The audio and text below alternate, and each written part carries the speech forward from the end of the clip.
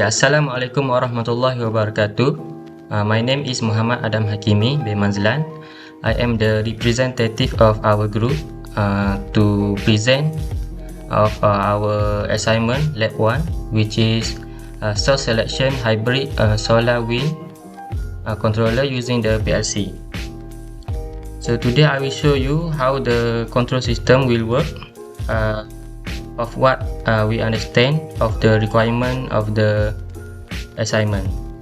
So let's take a look first of our ladder diagram. This is start-stop system, and this is a solar irradiance sensor. This is a wind speed sensor, and this is the hysteresis and the comparator and battery charger, and lastly of fail-safe condition.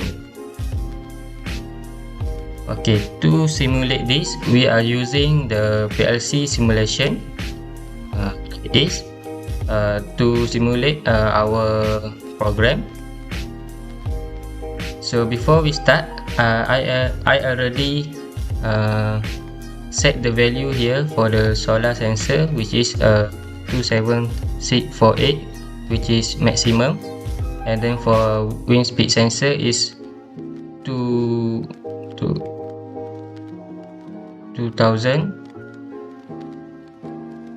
For wind speed sensor is okay, for wind speed sensor is 20,000, and then I already choose the hysteresis of our program is 5% here, which is mean that for solar plus hysteresis it will come out for 105, and wind plus hysteresis is 77. So let's run the program. So here I start and then I release.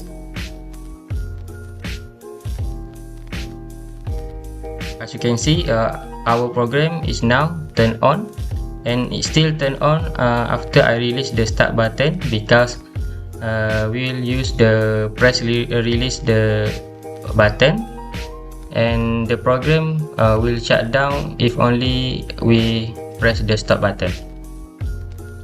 So now the solar radiance sensor will capture the irradiance of the sun and convert into the actual solar irradiance, which is now is 100%, and for wind, like I set the value, it come out for 72%, and then this is the hysteresis. I choose the 5% hysteresis. So at the comparator,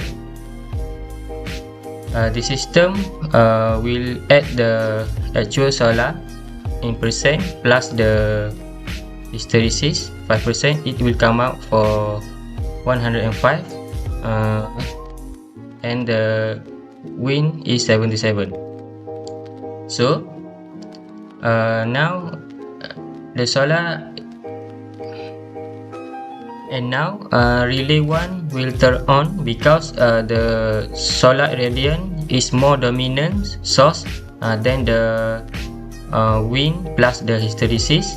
So the relay 1 will turn on, and it will charge the battery. So now what happen if the source is the same value? So I will set here for the wind speed sensor is the same value as the solar irradiance sensor.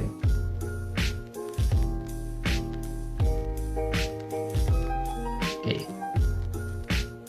as you can see, now the relay 1 is still turned on, although the source is the same value now. So that is why I make the bypass.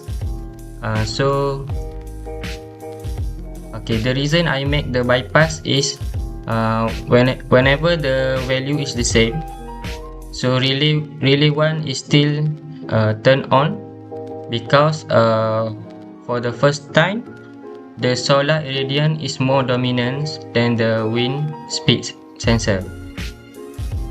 So now it will choose, it still will choose the solar irradiance as the source.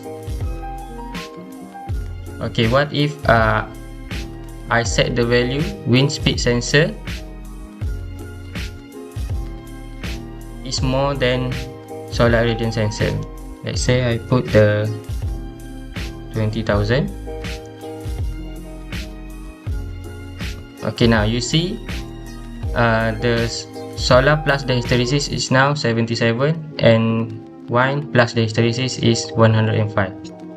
So relay 1 will turn off and now relay 2 will turn on, because actual wind sensor source is more dominant than the solar plus the hysteresis. For now, the relay 1 will turn off and relay 2 will turn on, and will charge the battery using the wind source.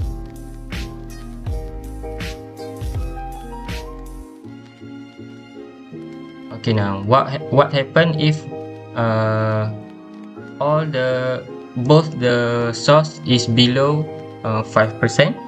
So let's say I put the value for the solar irradiance sensor is 900 and wind speed sensor is also 100. So both of the solar and wind is below than 5%.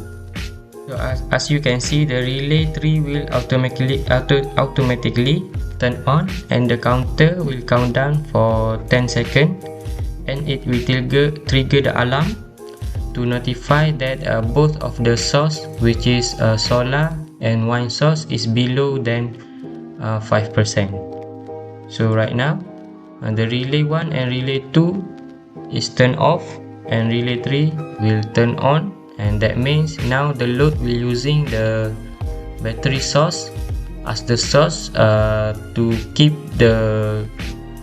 continue the program system to turn on. So now the system will continuously loop until we press the stop button, and then the program will shut down. Let's see, I press the stop button here, and now the system will automatically off, as you can see. So that's all the program of our lab 1 assignment, and that's how it will work.